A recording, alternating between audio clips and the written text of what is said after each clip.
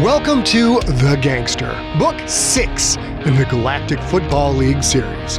Written and performed by Scott Sigler. The Gangster is suitable for ages 12 and up and contains graphic violence. The Gangster is also available as a signed, numbered, limited edition hardcover while supplies last.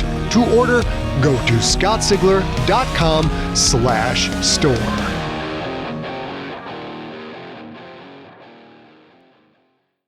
Hello, junkies! How the hell are you on this fine day? Whatever day you are listening to this episode, I hope it is a fine day for you. I also hope you're getting your vaccine game on and bringing that game strong. My second shot is coming up at the end of April. I'm pumped. I'm so pumped.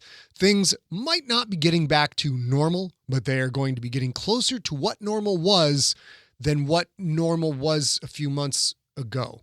Sort of need a time machine to process that sentence. But what I'm saying is things are getting better. I'm also saying, holy crap, we passed 2,000 reviews for Mount Fitzroy over at audible.com. Thank you so very much.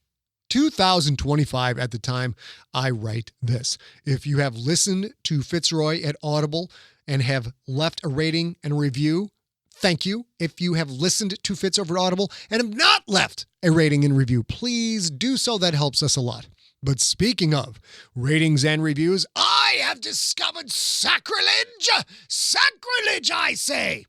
The Rookie, Book 1 of the GFL series. That girthy tome that kicked off a sensational experience that is the GFL.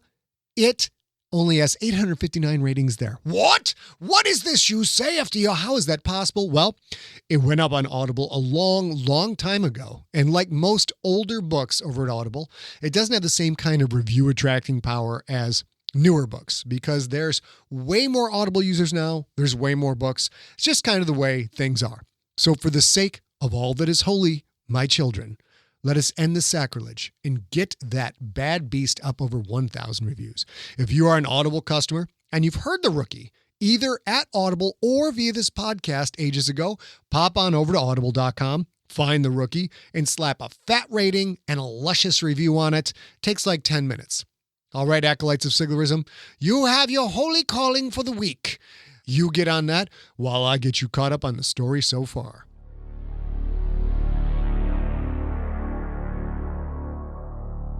Previously on The Gangster, Quentin met with Messal the Efficient, who brought word from Krakens owner Gredok the Splithead. With that completed, Quentin finally has permission from the PUV Victory, a Planetary Union Warship, to leave Earth orbit. Quentin, Becca, Big Mike, Choto, and Marcus Diabolo can finally go into hiding and avoid the assassins trying to take Quentin out of the picture. And now, episode number 20 of The Gangster.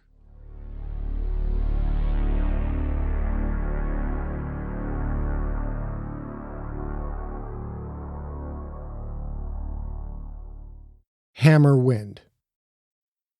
While the Hypatia's cockpit had plenty of room, the two big bodies crammed into it made the space feel too small. Quentin sat in the pilot's chair, Kimberlin in the co-pilot's. Everything in the custom yacht was designed for Quentin's oversized dimensions, including the co-pilot's chair, yet Kimberlin barely fit into it. "One more time," the heavy G said. "What are the sensors telling you?" Quentin checked them again. Other than the Victory, no ships or objects in the immediate acceleration range. No aberrant energy pulses, punch drive is fully charged, flight path to our assigned punch point is clear of obstructions. Kimberlin nodded as he double-checked Quentin's readings, just as he'd done the first two times Quentin had read them off. "Mike, I know you're the licensed pilot and everything, but are we going to keep talking about leaving? Are we going to, actually leave?" "There are 5 sentient beings aboard this vessel," Kimberlin said. 6, if you count your unborn child. It seems odd that you are in a rush to put everyone in danger." Quentin sighed. "Oh, you're so dramatic. Fred didn't dick around like this when it was time to go." "Frederico is not here. I am. Reactor levels?" Quentin had already read those off twice. He was not going to do so a third time. Look, Mike, I'll be honest. I'm getting... Is this a football field? Quentin blinked, confused. What? Is this a football field? It is a simple question. Oh, great. Mike felt it was time to teach a life lesson. No, it's not a football field, Quentin said. Why would you ask that? Because on a football field, you are in charge. Now that we have established this is not a football field, perhaps you can accept that you are not in charge. In this bridge, right now, I am the only licensed pilot. That makes me the authority here. Would you agree? Quentin's anger flared. He pushed it down. The longer he spent arguing, the longer this would take. I agree. Wonderful, Mike said. Reactor levels? Quentin dutifully checked them just to be sure. All in the green. The heavy G nodded. Excellent. We are ready. You may request punch clearance from the Victory. Finally. Quentin tapped icons in the display floating above his left armrest. PUV Victory. This is the private craft Hypatia requesting clearance. Quentin Barnes at the helm, Michael Kimberlin observing. In the main holotank, between and in front of the two pilot chairs, a man appeared. He wore a Planetary Union Navy uniform. Hypatia, this is Victory Flight Control. Your flight path is logged and presents no danger to this vessel. Please follow your path exactly. You are cleared to depart the Victory's airspace. A small part of Quentin didn't want to leave. Here, with the guns of a warship protecting his yacht, he, Becca, the baby, and the others were safe. But they couldn't stay here forever. Thank you, Victory Flight Control, Quentin said. The man's image winked out. She's all yours, Kimberlin said. Quentin tapped an icon. A 3D grid of dots appeared in front of him. He slid his hands into the field, waited for the lights to flash twice, signifying his hands had been mapped. He angled his left hand to the right. The ship banked in time with his movement. The holotank flashed softly 3 times, telling him he'd correctly oriented the Hypatia to the departure flight plan. Quentin slowly curled the fingers of his right hand inward. The Hypatia began to accelerate.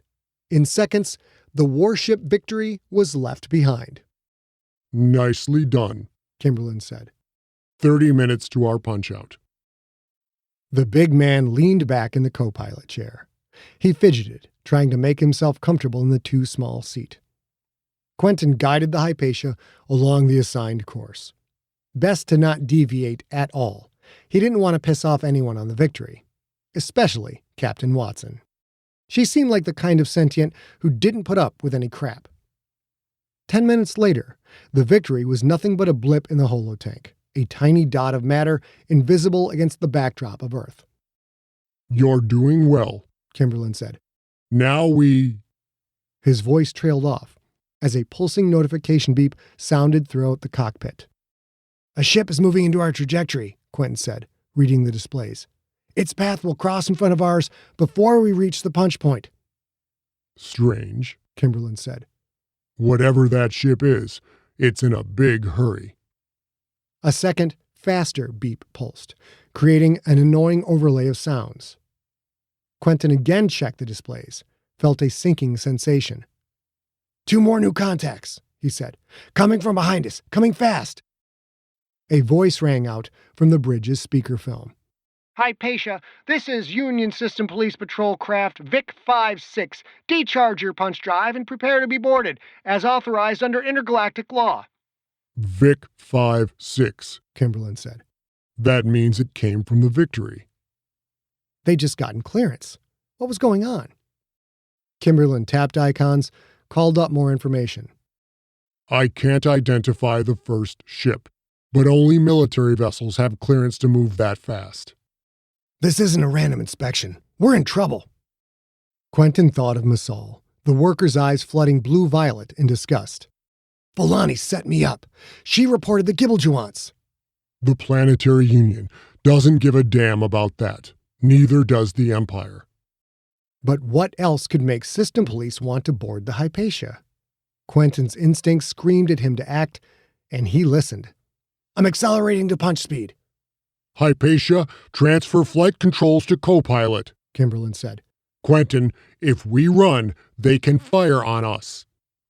Which would put Kimberlin, Choto, Becca, the baby, and even Diabolo in danger. Could Quentin make that decision for them? All control transferred to co-pilot station. Another beep sounded. First vessel identified, Kimberlin said. It's the Hammerwind, a Gredok Warship corvette class. Quentin wondered what a corvette class was, decided he wasn't sticking around to find out. Owner override! Hypatia, transfer all control back to pilot! Kimberlin shook his head. Quentin, do not run. Whatever this is, it's serious. All control return to pilot station. It's my ship and my decision. Be ready to obey my commands. Quentin reached into his control field. His right hand curled into a tight fist, the signal for full acceleration. Inertia pushed him back into his seat. Kimberlin tapped icons in his display. Becca, Choto, Marcus, grab something and hold on. We're heading for punch-out 15 minutes early. The Hypatia continued to accelerate. The system police ship was closing, but not for long. The yacht's Portath-modified engines were far more powerful. In seconds, the Hypatia would start pulling away. Vic 5-6 is almost in missile launch distance, Kimberlin said. The Hammerwind has also accelerated. We'll pass through their field of fire for mass driver weapons before we reach our punch point. Quentin toggled the master comms icon, sending his voice throughout the ship. Everyone, hold on tight. I'm taking evasive action in 3, 2. Quentin, don't, Kimberlin said. But his don't sounded just as Quentin reached 1. Quentin threw the Hypatia hard to port and 15 degrees downward. Compensating thrusters fired, countering the inertia of the ship's original direction. The move put both the system police ship and the corvette behind him at different angles. Mike, give me a new punch point. Going where? Anywhere! Quentin watched the displays. He had to get 1,000-odd kilometers of straight-line flight to accelerate to the speed needed to activate the punch drive. A new voice came from the speakerphone. A voice Quentin knew. Hypatia, this is Commander Watson of the Victory. Decelerate immediately, or you will be fired upon. We had clearance, Quentin said. What the hell is going on? Your clearance has been revoked, per the orders of the Krakens Empire. This is your last warning, Hypatia. Decelerate now, or I will give permission to fire upon you. The holotank told him he'd exceeded the system police vessel's rate of acceleration. The Hypatia was starting to pull away. The bigger Hammerwind was still closing, but in another few minutes, the Hypatia would outpace that ship as well. Quentin squeezed his fist tighter. The yacht continued to accelerate. Vic 5-6, this is Captain Watson. Launch missiles. A new alarm, thin and piercing, screeched through the cockpit. Watson, my pregnant wife is on board! Decelerate and decharge your punch drive before the missiles reach you, Barnes, and I will make the missiles self-destruct. No sympathy in that voice. Quentin, you're going to get us killed, Kimberlin said. We can't outrun missiles. They'll reach us before we can punch out. Just stop. System police, a Gredok warship. If Quentin didn't stop, everyone aboard would die. But if he did stop, something very, very bad would happen. He didn't know how he knew that. He just knew. There was no way out, no way to win. The universe slowed, went silent. Quentin still heard sounds, but they were processed by some small portion of his consciousness that fed him necessary information. The Hypatia controls seemed to fade away, as did the ship itself. A part of him worked those controls, yet that effort now seemed as instinctive and automatic as breathing, as blinking, as pointing a finger. He saw only the void, a star-dotted blackness filled with the fuzzy, glowing lines he'd seen a few times on the football field. The Hypatia's heads-up display and holographic images blended into that vision, flowed with it. Quentin's awareness catapulted to a new strata, a level that would have frightened him if he'd had time to be frightened of anything other than the missiles streaking toward his ship. The lines of power showed him the path of the Creterakian corvette, the path of Vic 5-6, and the path of the missiles. He knew their relative speeds, saw their acceleration. At a level beyond conscious thought, he calculated the lines, the angles, the options, and he did it in less than a second. He saw where he needed to go. Quentin banked up, rotated, turned 22.65 degrees starboard, a number he knew instantly, and yet didn't know, because how could he know that without a computer telling him that ahead of time? Quentin! Kimberlin croaked, fighting against the harsh G-forces. The missiles tracked wide, not able to make the same sharp turn.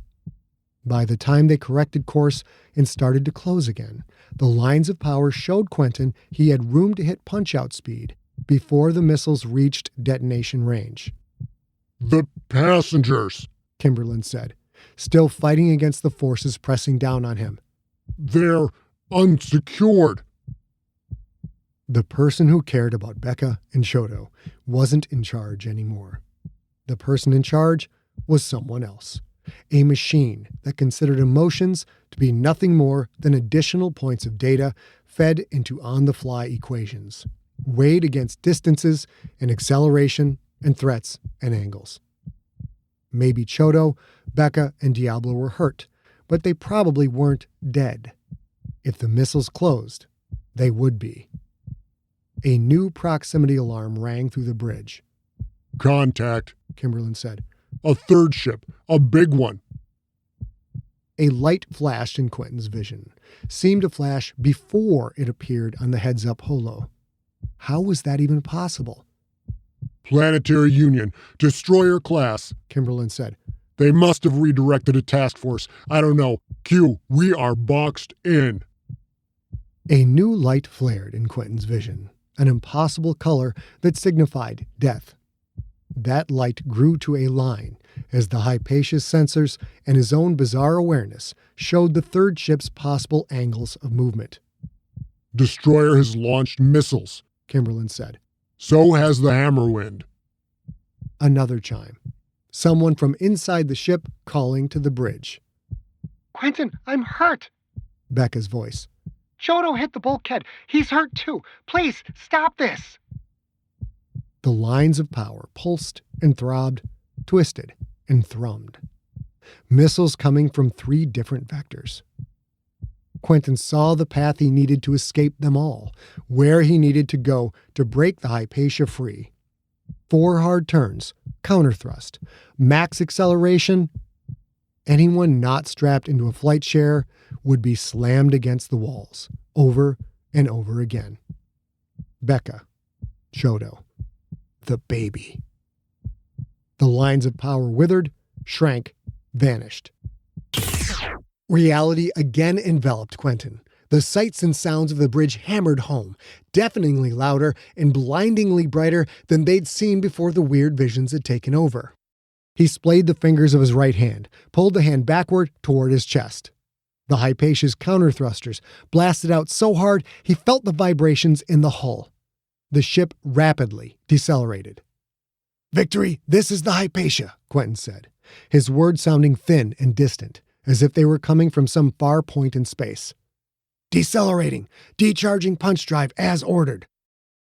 On the holo display, he saw flashes of light as the incoming missiles self-destructed.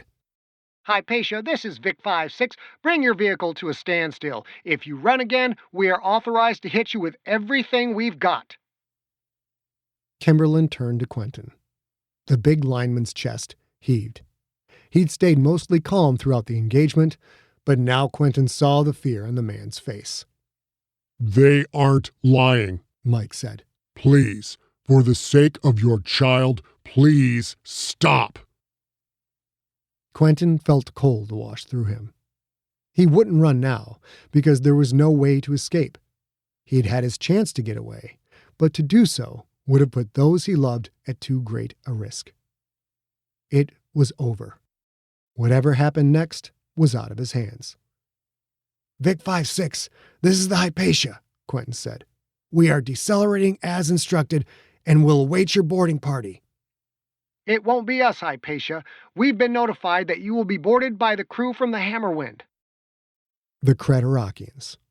The Bats. Hypatia, Quentin said. Transfer all controls to the co-pilot seat. Without another word, he released his flight restraints.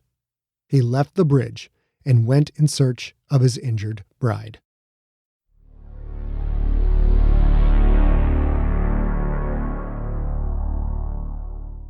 Busted. I will fight, Choto said. Shemikath, please. I will use the cooking knives from the galley, and we have several excellent heavy spanners in the maintenance area that will easily crush the skull of any sentient. The warrior stood in the middle of the salon, his big body trembling with the promise of violence.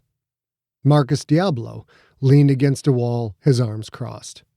Becca stood next to Quentin, her hand pressing a blood-stained blue bandage to her forehead. Kimberlin was in the shuttle bay, ready to tell the arriving boarding party that everyone aboard the Hypatia would cooperate peacefully. No fighting, Quentin said to Choto, although he meant the words for everyone. I told you that. Don't question my orders again. He heard the tone of his own voice, the ring of command, the unspoken promise of consequences if his orders weren't obeyed. Choto heard it too, because he fell silent. Quentin's mad maneuvering had smashed the warrior against a bulkhead. The sentient, who was still recovering from a bullet wound, now had a broken left pedipalp forearm to go along with his growing list of injuries. This sucks, but it ain't my battle, Diabolo said. If you get locked up, Barnes, I'm out of here. Becca snarled at him. You're worried about yourself right now? He's right. This isn't his problem, Quentin said. Diabolo, just stay quiet. Whatever this is about, they don't want you. Becca glared at the trainer, maybe because he was the only target for her frustration and fear, at least until the bats came in. Spreading blood slowly turned her blue bandage purple. She showed no signs of pain, but the wound was evidence enough that Quentin's maneuvering had hurt her. Why had he fled? He wasn't entirely sure. He felt an almost overwhelming dread, a knife at his throat. Things were about to go from bad to worse. And those lines of power, what were they? When Quentin had seen them on the gridiron, the real-time tactical hallucinations always took him along the right path. In the hospital, the lines had probably saved his life, and Becca's, and Choto's. Moments earlier, the lines had shown him the way out of an impossible situation. If he'd had only a few extra moments to make sure the passengers had strapped in for harsh maneuvering, Quentin would have escaped the missiles and put the Hypatia in punch space. He would have gotten away. What would he have done then? He had no idea. Kimberlin's voice came from the speakerphone. Boarding party has arrived. They are armed with entropic rifles. They've ordered me to stay here. They're on their way to the Salon. I'm trying to record everything that happens, but they're carrying a jammer of some kind that's scrambling all cameras and audio around them. That sent a chill down Quentin's spine. Creterakian signal technology was tops in the galaxy, even better than that of the League of Planets. There would be no electronic record of whatever was about to go down. Quentin thought back to his days in Mikovy. He'd seen bats kill people for even the smallest of transgressions. Any sign of resistance, real or imagined, often resulted in people screaming as their bodies dissolved outward from where the shot landed. Bats shoot first and ask questions later, he said. When they come in, no one moves, understand? Becca nodded. The blood beaded up through the nanosite gauze. A drop fell to the salon's carpet. Diabolo walked to the first aid kit, lying open on the coffee table. He tore open a fresh blue bandage and handed it to her. Barnes ain't exaggerating, the trainer said. Y'all ain't from the nation. Bats will blow you away if you blink funny. So don't blink funny. From down the corridor, through the salon's open hatch, Quentin heard the fast flapping of leathery wings. "Becca, Choto, sit down," he said. They sat, each taking one of the chairs that flanked the couch. Diabolo got on his knees, laced his fingers over his head. Quentin felt so stupid. If only he'd listened to Messal, gotten rid of the Gibblejewants. Mike thought the Union and the Empire didn't care about this stuff, but obviously they did. The bats would search the Hypatia looking for it. Would they find the secret storage area? No, probably not. The Portath tech was likely too advanced for them. As soon as this incident was over, Quentin would get the Gibblejewants the hell off his ship. Unless he didn't get a chance to do that. What if they took him? That was crazy. He had GFL diplomatic immunity. They couldn't take him. But that same immunity also supposedly meant his ship couldn't be boarded, and here they were. If they took him and not the others, leaving the Gibblejewants on the ship could get Becca into deep trouble. Thoughts flashed. The bats were almost here. He had to come up with something fast. He didn't want to leave the case on the ship. He also didn't want it given to anyone that Gredok might be watching. That eliminated Ma, Janine, John, and Jew. Starcher and Tra the Freak as well. Any current teammate, for that matter. Who was loyal enough to... "Choto," Quentin said, rushing out the words. "If they take me, I need you to take the case out of the storage area and deliver it to Richfield at the Church of Quentin Barnes. Tell her not to look inside, to hide it until I send someone for it. Tell her it's a holy mission, understand?" I understand, Shemikath. Becca's eyes narrowed. "What case?" "Don't ask," Quentin said. "Please, trust me. It's for the best. You..." The salon went from stillness to insanity as a dozen Creterakians flew in. The six-eyed creatures wore black combat armor over their tadpole-shaped bodies. Bat-like wing membranes angled back from the foremost limbs to the flat tail. They held the small entropic rifles in their second set of arms. Some of the bats landed on their stubby rear legs, aimed their weapons at Becca, Choto, Quentin, and Diabolo. Others flew in circles, leathery wings sounding like soft applause.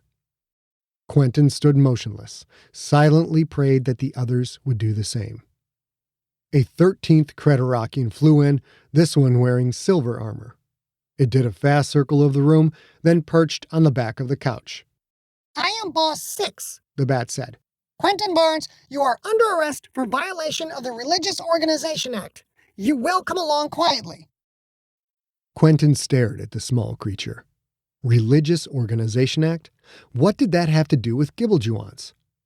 "I'm under arrest for what, exactly?" "For the size of your church," Boss 6 said. That sense of dread inside Quentin grew more intense, made him feel cold all over. Had the Creterakian Ministry of Religion learned the schism was a ruse? "They aren't my churches," Quentin said. "I have nothing to do with those organizations." Boss 6's wings fluttered once. "You will come along quietly." "We demand a lawyer," Becca said. "We are citizens of the Quith Concordia, and we have rights. Quentin is not going with you." Quentin glared at her, silently willing, begging for her to stop talking. Moving was one way to get shot by the bats. Mouthing off, demanding your rights, that was another. She didn't know that. She'd grown up on Earth, where things were different. The longer Quentin stayed here, the more he argued, the more likely the bats would get twitchy. He had to get these creatures away from Becca and from Choto, whose cornea had flooded black. Quentin could figure out what to do about the bogus charges later, after he ensured that Becca and Choto didn't do something stupid. "Becca, I'm going with them." She stood up suddenly, her hands curled into fists, the bloody bandage falling away. Half of the entropic rifles swung toward her. Quentin's heart dropped into his belly. For a long moment, he waited for the beams to dissolve Becca and the baby into nothing. The bats didn't fire. Blood oozed from the gash on Becca's forehead. She didn't seem to notice. She glared at Quentin as if the Kretorakians weren't even there. "Don't go with them," she said. "Don't you leave me." Anger in her voice, pleading as well. "I have to," Quentin said. "If I don't, none of us will leave here alive." Her hands went to her belly. "Please, Q, please, stay with us. We'll fight this together." Becca Montaigne had taken everything the GFL had thrown at her. She never complained. She never quit. She never backed down. She was his Valkyrie, with a soul as hard as armor plate. Now, seeing her will finally break, seeing her blood-streaked face waver, it hurt Quentin's heart worse than any physical pain he'd ever known. He had no choice. For her to live, he had to go. "I'll come back to you," he said. "Take the Hypatia back to Ionath. Stay away from our place in the city. Stay in the yacht with Choto and Mike. That's safest. Protect yourself, protect our child, and I swear I will come back to you." Quentin took off his championship wedding ring, put it in Becca's hand. "I don't want anything to happen to it," he said. "Hold on to it for me, my love." He didn't wait for her to answer, afraid that if she said anything, he wouldn't be able to do what needed to be done. Quentin quickly walked out of the salon. He didn't look back, because he knew that if he did, he'd run to Becca, hold her, and he wouldn't be able to leave her behind. The flapping bats fell in around him, escorting him to the shuttle bay. You have been listening to The Gangster, Book 6 in the Galactic Football League series, written and narrated by Scott Sigler. Follow Scott on Instagram and Twitter, where he is at Scott Sigler, one word, and on Facebook at facebook.com/Scott Sigler. For more information on the Galactic Football League series and for more free audiobook podcasts, visit scottsigler.com. The Gangster was directed by A. Sigler, engineered by Steve Rickyberg. Copyright 2020, Empty Set Entertainment. Theme music is the song "They're Watching Me" by the band Superweapon.